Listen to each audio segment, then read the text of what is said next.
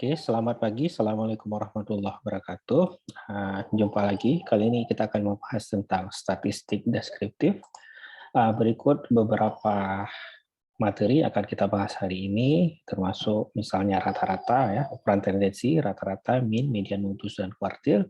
Kemudian variasi, ada range, ya, rentang atau jangkauan, kemudian interquartile range, varian, standar deviasi, dan koefisien variasi, kemudian bentuk dari data, simetris, miring, penggunaan box and whisker plots. Yang terakhir nanti kita bahas tentang koefisien varians, koefisien korelasi koefisien.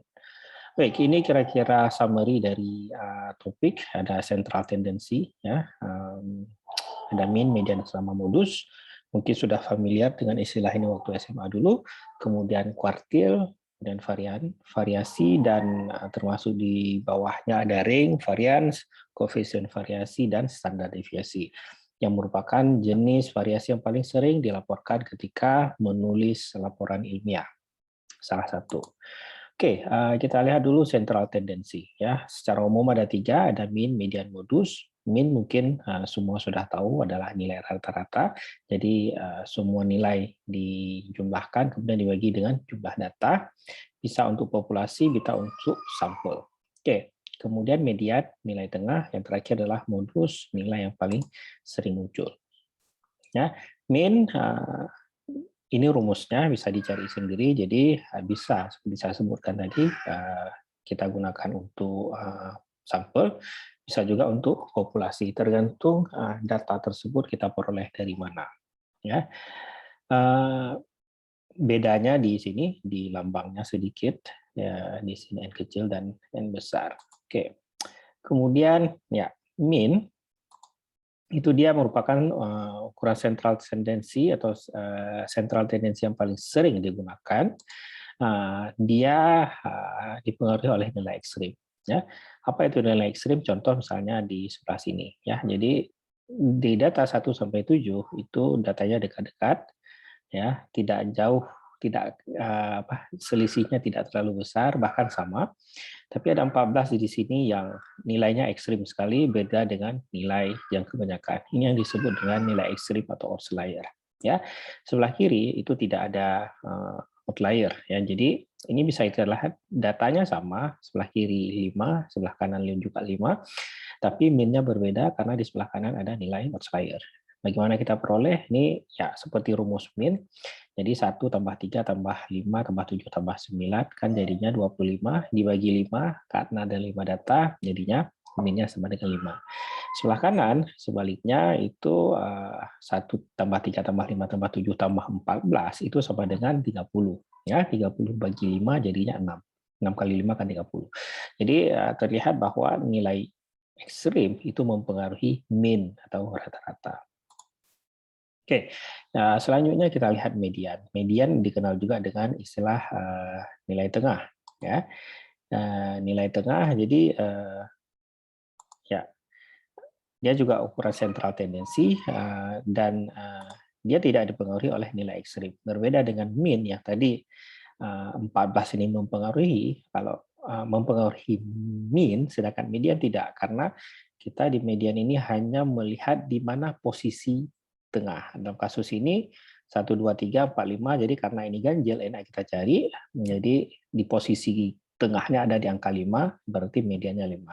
Begitu juga yang sebelah kanan itu datanya ada 5, jadi posisi tengahnya ada di angka 5, jadi mediannya 5. Jadi ingat, untuk median syaratnya harus diurutkan dulu datanya.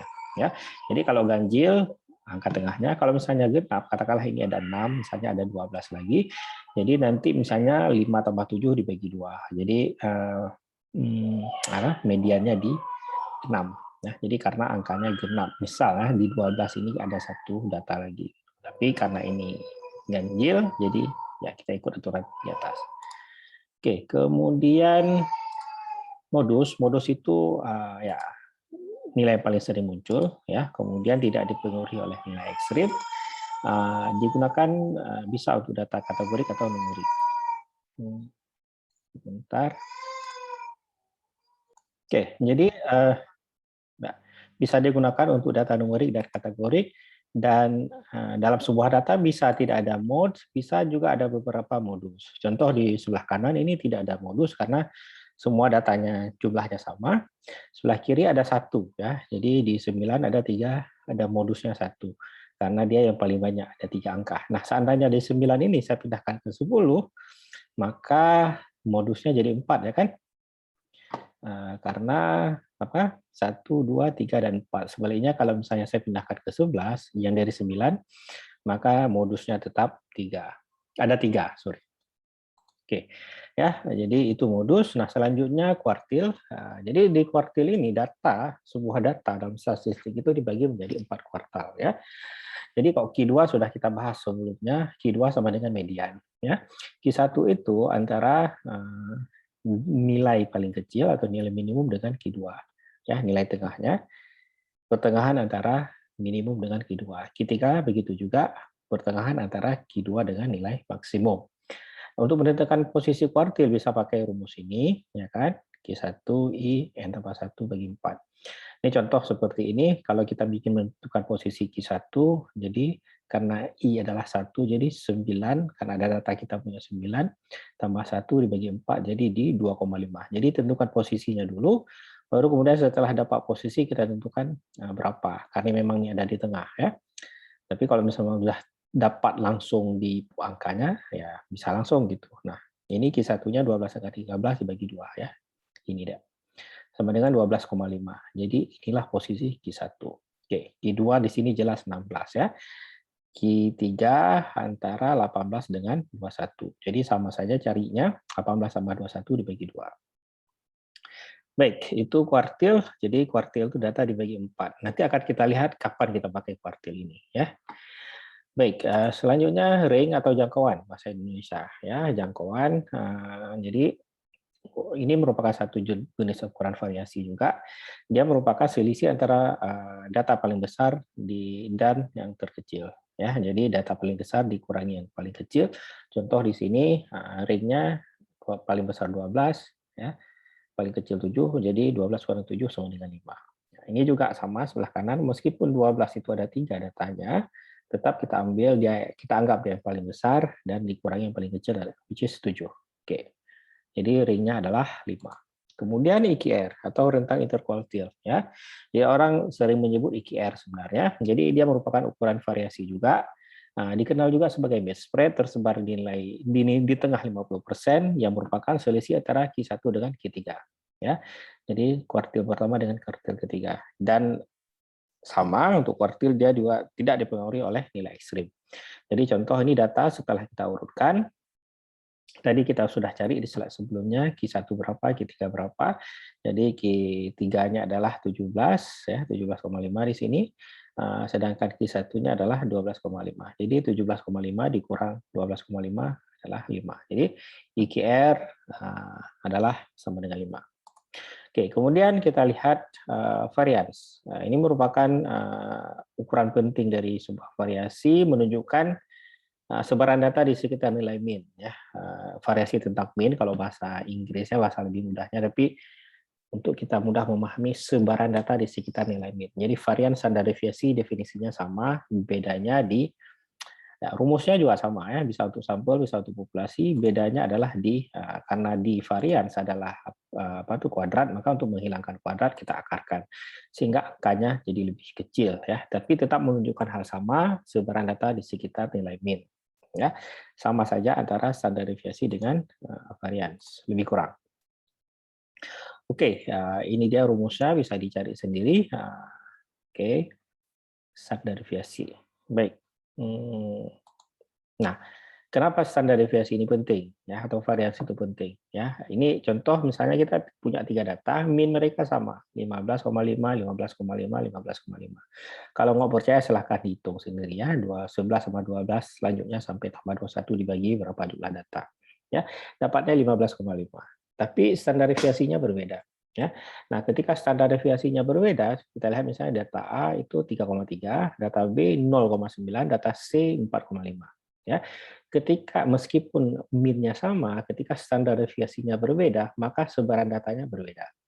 Ingat sebelumnya sudah saya sampaikan bahwa standar deviasi itu menunjukkan sebaran data di sekitar nilai min. Nah, min di sini jelas 15,5. Sebaran datanya bagaimana? Ya, seperti ini. Ketika misalnya standar deviasinya besar, maka datanya akan bisa dikatakan lebih melebar gitu, ya.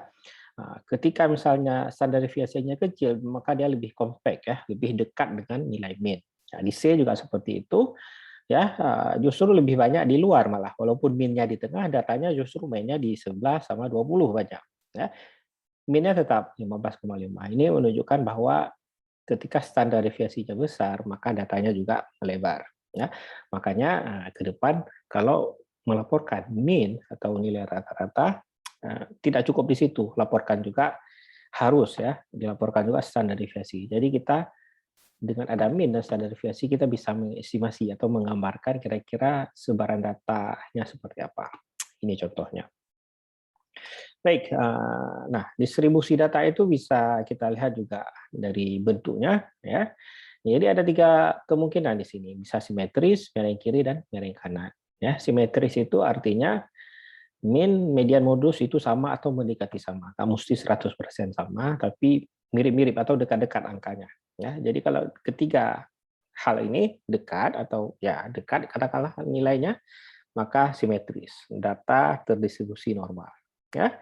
Kemudian kalau misalnya ada nilai outlier di sebelah kiri atau nilai bawah, ya maka dia akan mempengaruhi min. Ingat sebelumnya sudah saya sampaikan bahwa outlier mempengaruhi min, dia akan menarik min ke arah tersebut. Ini contoh outliernya di nilai kecil atau sebelah kiri, maka dia akan membuat min lebih kecil dari median, lebih kecil dari modus. Ya. Dan data disebut miring kiri, karena outliernya di sebelah kiri. Sebaliknya ketika misalnya ada nilai outlier yang besar, maka dia akan membuat data itu miring ke kanan, yang artinya min lebih besar dari median, lebih besar dari modus. Kalau dibalik juga bisa ya, modus lebih kecil dari median, lebih kecil dari min, sama saja. Oke, ini pentingnya. Jadi ada beberapa cara sebenarnya ya untuk melihat sebuah data terdistribusi normal atau tidak. Bisa misalnya seperti ini, kita lihat min, median, modus, bisa kita cari apa tuh histogramnya misalnya, kemudian kita lihat normal distribusinya. Bisa juga misalnya pakai uji Kolmogorov-Smirnov dan sebagainya yang sering orang lakukan. Tapi bukan berarti harus uji itu tok. Ya, bisa dilakukan dengan cara yang lain, dan yang paling sederhana adalah dengan cara ini. Kita lihat min, median, dan modus. Oke. Kemudian kita bahas sedikit tentang box and whisker plots. Jadi box plot ini menunjukkan tampilan grafis data menggunakan 5 ringkasan. Jadi dengan sebuah display grafis ini, ada 5 informasi data sekaligus terkumpul, yaitu data paling kecil, Q1, Q2, Q3, dan nilai paling besar. Nah, dari sini kita sudah bisa melihat berapa EQR-nya, berapa jangkauannya. Ya, jadi kalau ditanya dari data di atas berapa EQR-nya, kita tinggal kurangkan saja Q3 dikurangi Q1, 10 kurang 6 sama dengan 4. Begitu juga kalau ditanya range atau jangkauan berapa, jadi 12 kurang 4 sama dengan 6. Jadi dari whisker plot ini, box and whisker plot ini, banyak informasi kita bisa peroleh. Oke. Kemudian kita lihat hubungan antara distribusi data dan box and whisker plot. Sebelumnya kita sudah lihat misalnya kalau data simetris, ya. Di whisker plot, box and whisker plot juga seperti ini, dia akan menunjukkan simetris. Tapi kalau misalnya miring ke kiri, maka kakinya yang sebelah kiri juga akan lebih panjang. Begitu juga kalau misalnya miring kanan, maka kaki sebelah kanan juga akan lebih panjang. Jadi ya sekarang ada cara lain berarti untuk kita melihat sebuah data terdistribusi normal atau tidak, yaitu dengan melihat box and whisker plots. Oke. Itu dia. Kemudian ini coefficient variance, itu mengukur kekuatan hubungan linear antara dua variabel kuantitatif ya. Jadi nama lengkapnya Pearson correlation coefficient ya, kalau pernah dengar. Oke, dia rentangnya antara -1 sampai 1, semakin dekat ke 1 itu semakin kuat hubungan positif. Ya kalau -1 hubungan negatif, ke 1 semakin kuat hubungan positif, kalau 0 berarti tidak ada hubungan ya. Nah, ini dia ada beberapa kemungkinan dari data. Oke, untuk Pearson correlation coefficient ini lambangnya R ya, R kecil. Jadi kalau R1 itu sempurna ya istilahnya. Jadi di saat variabel Y tambah besar, variabel X juga tambah besar. Nah, contohnya misalnya lamanya belajar dengan gaji. Otomatis makin lama kita belajar, misalnya lulus sarjana, S2, S3, gajinya juga semakin besar. Ya, walaupun R1 ini sangat jarang kita temukan, seringnya seperti ini. Karena ada juga misalnya orang yang pendidikannya rendah tapi gajinya tinggi, atau tidak terlalu tinggi pendidikannya tapi gajinya tinggi, bahkan lebih tinggi dari orang yang pendidikan tinggi. Tapi ketika dicari rata-rata, maka akan dapat seperti ini menggunakan rumus tadi, ya. Jadi tidak mesti R-nya 1, R 0,7, 0,8 itu sudah cukup bagus menunjukkan hubungan positif, korelasi yang positif, ya. Contoh lain adalah seperti ini, R-nya -1. Ini juga ada korelasi yang kuat tapi negatif. Jadi saat satu variabel bertambah besar, variabel lain menurun gitu. Contohnya misalnya antara harga mobil dengan usia mobil dengan harga jual mobil. Ya, kita tahu bahwa makin lama mobil kita pakai, harga jualnya makin makin rendah. Ya, jadi di sini misalnya X itu adalah lamanya penggunaan mobil, Y itu adalah harga mobil. Ya, kalau misalnya baru mungkin mahal, kemudian dengan bertambahnya usia, harga mobil tambah murah. Ini tetap disebut sebagai hubungan yang negatif, tetap hubungan yang kuat tapi secara negatif. Ya, seringnya seperti ini. Karena ada juga harga mobil yang mungkin sudah antik tapi orang mau menjual mahal, membeli dengan harga mahal. R minus 0,6. Nah, oke. Kemudian yang ini R-nya sama dengan 0. Berarti nggak ada korelasi ya antara Y dengan X. Artinya apa? Di saat X-nya bertambah, Y itu stagnan di situ saja. Ya. Nanti bisa didiskusikan di kelas apa contoh seperti ini ya. Di saat satu variabel naik, variabel lain stagnan. Oke, itu saja kuliah untuk hari ini. Terima kasih atas perhatian. Lebih banyak nanti kita diskusi di kelas. Sekian. Assalamualaikum warahmatullahi wabarakatuh.